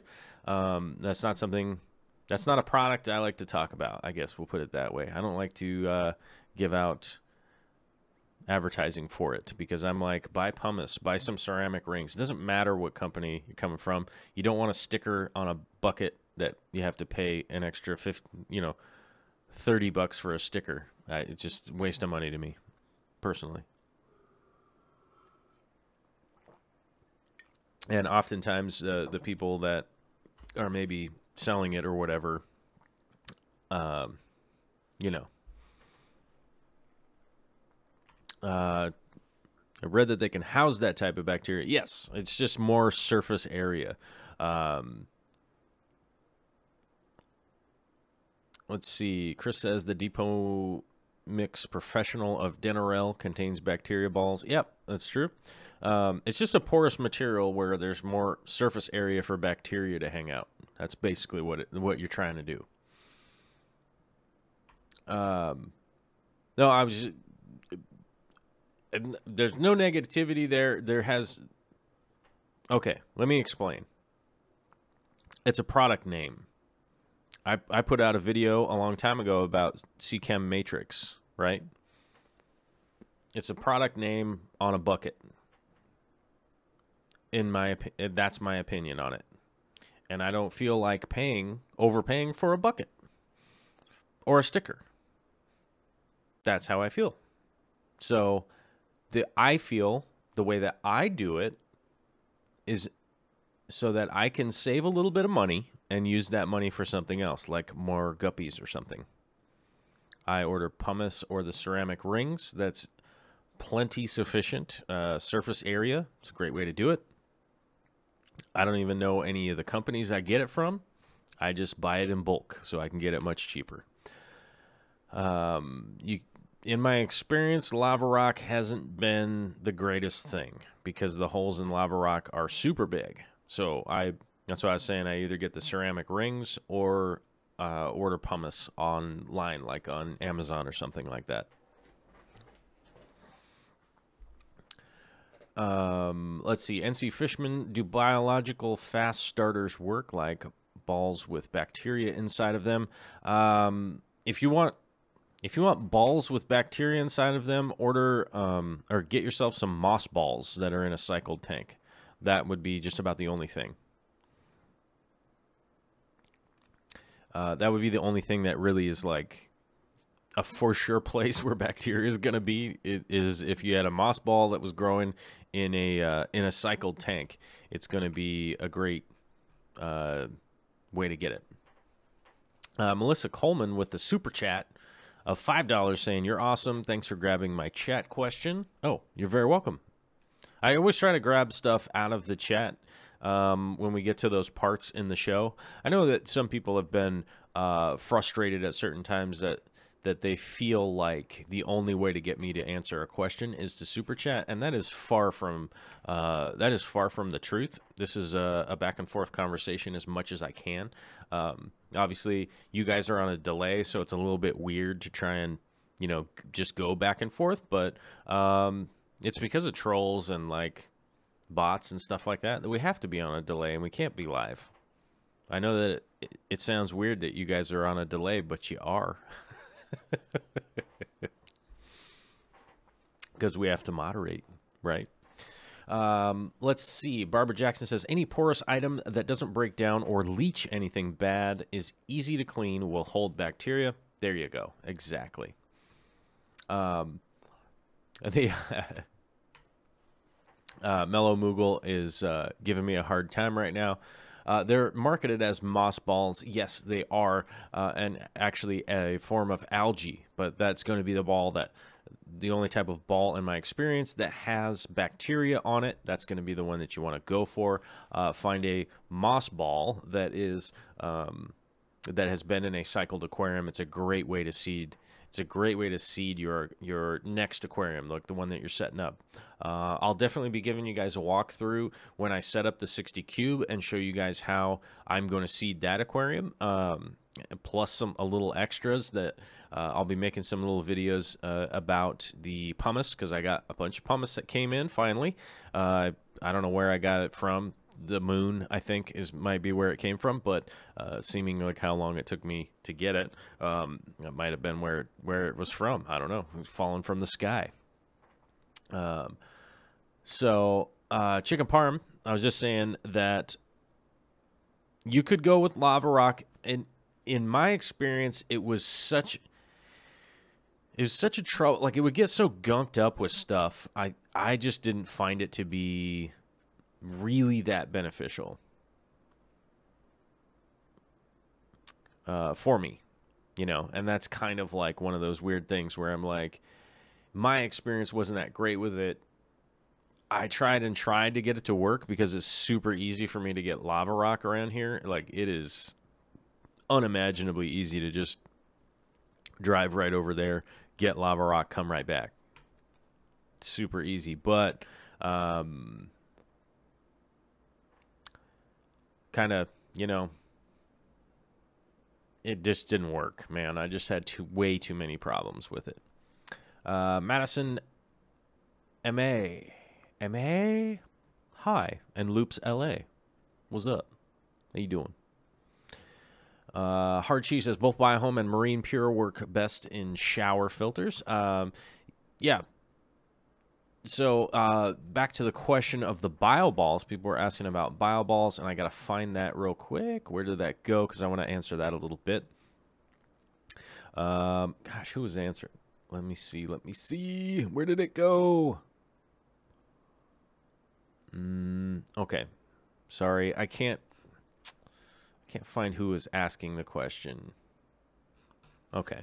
I can't figure out who's asking the question, but they're asking how well have bio balls worked out for me. They have worked for me in the past, but the best place that I've ever found them to put them in is a trickle tower or something along the trickle tower situation. So something is actually kind of above the water line that's going to be showering down on it, as was mentioned there in the shower filter, is I believe what Hard Cheese was saying. I don't want to put words in your mouth, but I think that's what you were looking for.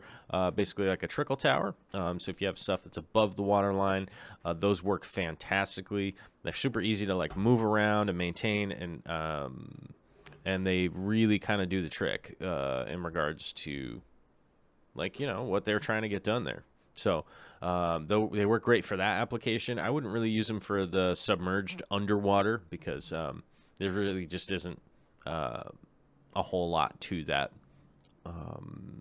in my experience, in my opinion, the things that I've seen over the years. Although somebody had mentioned that, let's see, Gaddis Aquatics, I use nothing but sponges and sheet foam with poly now. Cheapest and easiest to clean in my experience. Yes. Sponges are certainly a good way to do it. I mean, I never clean my biological material. Essentially, I just shake it out every once in a while, just to keep things from, if may or may not be clogged up in it. But that's pretty easy because I individually bag my biological material now, so I can actually just pick them up, shake them out, let them go into the filter pad, which, as you guys know, I buy the long rolls of filter pad and cut out my own. Caleb! Oh, Caleb's logged in. What's up, my man? Captain America. Well, we're getting sidebarred here by Caleb. Caleb, what's up? Let's see.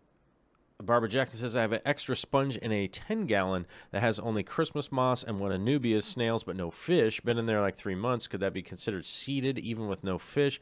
Probably. I would say that a tank that's running like that will essentially be cycled if you've been putting food at all in it at some point in time, which, if there's snails and stuff growing in there and you know, if they're breeding and replicating and stuff, there is some kind of food in there. So my guess would be that it would, but the bio load actually would probably be way low at this point in time. So if you do go adding fish to it, I would add fish to it slowly and pay attention to what's going on with your cycle, because it's probably not ready to handle a lot, but there will be bacteria in there. You know, the crazy thing is that if you leave just a bucket of water sitting outside for like 6 months or whatever, that will technically like cycle. You know, it'll have bacteria in it and stuff. It just won't be able to handle you like dropping fish in there. You know, ammonia would end up spiking and getting all super high and just be like it wasn't cycled. So bacteria is in the air. It definitely is. It definitely is always around. It's not going to Well, I mean, let me put it this way: if there's no bacteria on the Earth anymore, we're all in for it, you know. And we wouldn't really be that worried about our aquariums at that point. We'd all be on fire or exploded or something.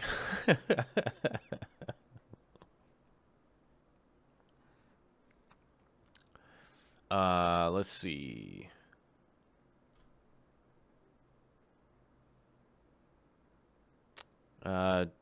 Dr. Guy was asking, how would you go about making a trickle tower for a home display aquarium? Mine was too loud and gave off a smell that wasn't appreciated by other occupants of the home. I wouldn't do a trickle tower except for in a pond application anymore. I find them in the aquariums used to have all of the downside that you just mentioned, them being super loud, not necessarily adding to the bio load, so it's not like I could add more fish or any of that kind of stuff. It's not really, it really wasn't doing too much as a benefit for me, but it is a super benefit for outdoor aquariums. And one of the big deals with that is that outdoor aquariums go through so much more, or not outdoor aquariums, like a pond. They go through so much more outside than kind of an enclosed aquarium. You know, one of the crazy things that happens to ponds is that when it rains, the pH is going to swing like crazy when it rains. It's one of the reasons when we were over at koi.com, all of the koi ponds there are covered, so that because it does rain here a lot, and the rain has a ton of CO2 in it, and will drop the pH in your pond like crazy. So one of the great things about a trickle tower in a pond is actually just going to, because there's no downside to it. It's not super loud. It's not doing any of that kind of stuff. If it gets gunked up, like it's outside, it's not a big deal to clean it. It's not a big deal to mess around with it. And it is a great help outside, that's for sure, like in a pond. But I just, with how enclosed like home aquariums are, I haven't found the trickle tower for me to be that much of a benefit. It was just more work, honestly. So I've eliminated the trickle towers, but if you were going to put one in, I would go about making one would be, I would go to some aquarium yard sales and see if you can't find some 50-gallon bags full of bio balls. That's how I've gotten them in the past. I basically would go to like aquarium swap meets or something like that, and then I would just make an acrylic box that would fit in my sump, and do a bunch of drilling and gluing and all that kind of stuff, and just make a kind of traditional tower that way.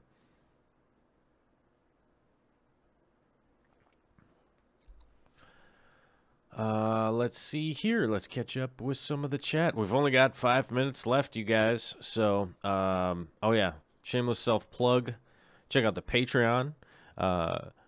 Selfless plug. Check out the GoFundMe for Caleb Overhauls, who's in the chat. Mr. Caleb himself is in the chat.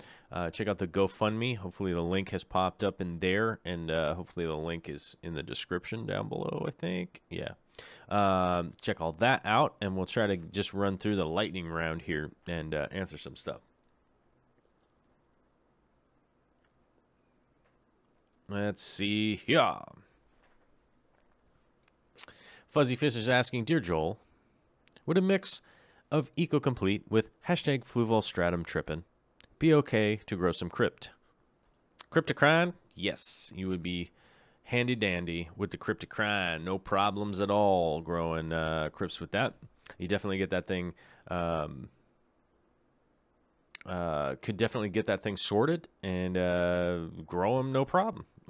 You'll definitely have kind of a kickstart from the initial adding, and then just make sure that 3 or 4 or 5, 6 months down the road to add a little bit of fertilizer and stuff like that, stratum, and what did you say? Eco-Complete will actually, they're both high in cation, so they'll grab the extra ions floating around and feed them to the roots of the old crypts, and they'll be great. Turbofish, I just picked up a 40 something hex and another 29 today. Traded for candy. My life is becoming hilarious, honestly. That's great. Hey, man, you got some fish tanks? Oh, hey, man, you got the candy? Yeah. Let's make a deal. Well, that's great. That's not a bad deal.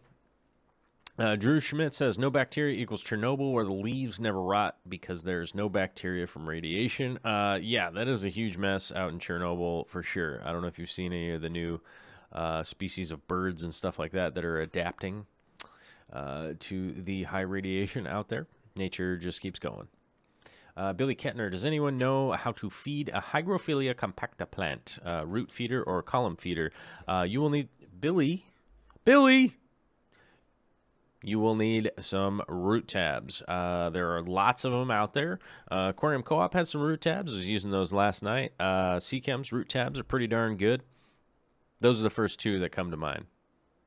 But you will need root tabs for Hygrophila compacta for sure.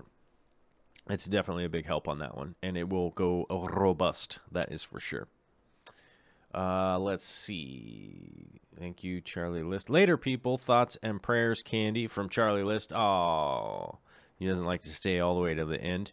But we have 171 people here right now. If anybody has a couple questions here at the end, we're going to shoehorn them in here. And remember to hit the like button and the share. As Dan was saying, this is a good one to go viral. Maybe somebody will chop it up and make viral videos out of it. That'd be funny. Jennifer J. Sarchicino, what is going on? She popped into the chat. I was wondering where Jennifer has been. Where you been? Have you been busy? Sounds like you've been busy. Hopefully everything is great in Miss Sarchicino's world. It's great to see you in the chat. Let's see. At Kevin was wondering. Wait, where'd it go? Kevin.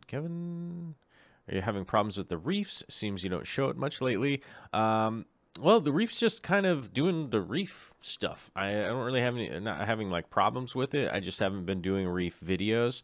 And now that I'm doing 3 days a week, it doesn't leave a ton of time for reef videos. I'm trying to figure out when to do them, honestly.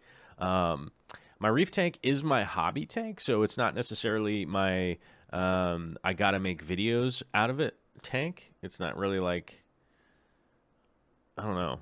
I don't know how to describe it. I mean, I love it. But it's sort of my hobby tank. So I kind of just mess around with it a little bit. I'm letting the corals do their thing. The fish are, pretty easy. I don't really have to do a ton of water changes right now because of just this long project I'm doing with it. So there hasn't been a ton of stuff going on with it. I did the hashtag flu balls tripping in hopes to get some new lights for it, but it never really worked out. Now we just laugh and make fun of hashtag flu balls tripping, right? What day is today? Wednesday? I don't know if anybody else has a show after this. It's Wednesday. I don't know. I never know what's going on Wednesday. Am I supposed to be here on Wednesday? What's going on? I don't know.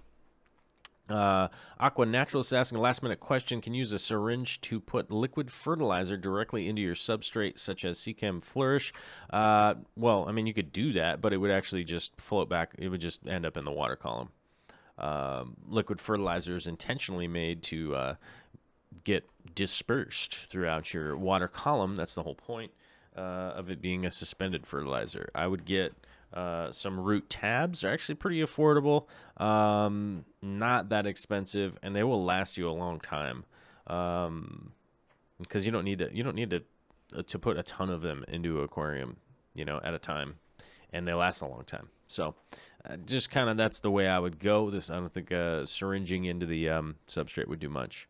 Although if you're adding liquid fertilizers and you do have a substrate that does have a high cation capacity, it's going to grab some of those ions as they go by,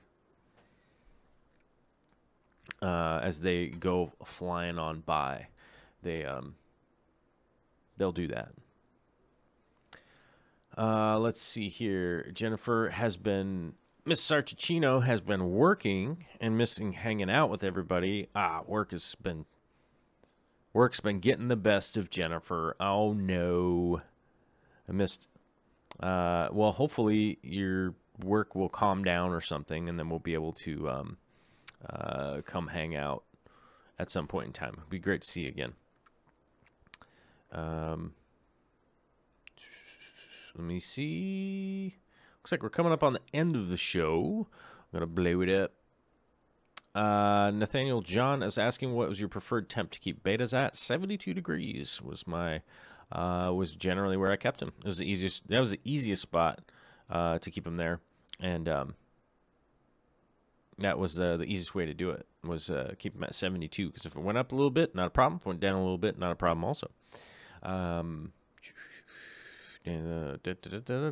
right, looks like we're pretty well caught up on all that stuff. The mighty Wisassin was saying, would be super pumped for some marine aquarium info podcast. Is that I'm confused. Is that a question or? Wait, I'm confused. I'm confused. Yeah, I don't know that I would ever do a marine podcast or not, but I definitely I wouldn't consider myself a marine expert. I do know a lot about reefs, corals, saltwater fish, saltwater chemistry, all that kind of stuff, but I wouldn't necessarily put myself in as a saltwater expert at all. All right, guys. Well, it is 5:01, and I believe it has been a 2-hour show. We somehow made it all the way to the end. It got a little emotional. We had a good time, I think. I think we had a good time. I don't know. It could be, I don't know. It could be a good show. It could be a bad show. I had a good time. You know, I had a good time, and hopefully everything worked out for you guys. Hey, Chips. Stop. He's licking his foot. Oh, Chips update. Mr. Chips, doing good. Doctor said he's doing fine. And he's got his rabies shot, which is good. And they washed him or something. Peace, love, and axle grease. All right. Hopefully everybody has a good night out there. Hit the like button on your way out and share this thing for somebody out there. I don't know. Maybe there's something in here that would perk up somebody's day and they will help them feel better. Maybe a laugh or two. And that'd be cool. All right. Thank you so much for everybody for coming out. Oh, there's the professor. Oh, and Joel Hernandez with the $2 super chat at the end, because I like you. Well, thank you. Thanks, Joel. You got a great name, too. Yeah, I'll give you that. That's for sure. All right, guys, have a fantastic night out there. Real Fish Talk tomorrow, 3 o'clock Pacific Standard Time. And also, I'll be back here on this channel Friday, 3 o'clock Pacific Standard Time. I don't know the GMT numbers, so people keep asking me for that. Later.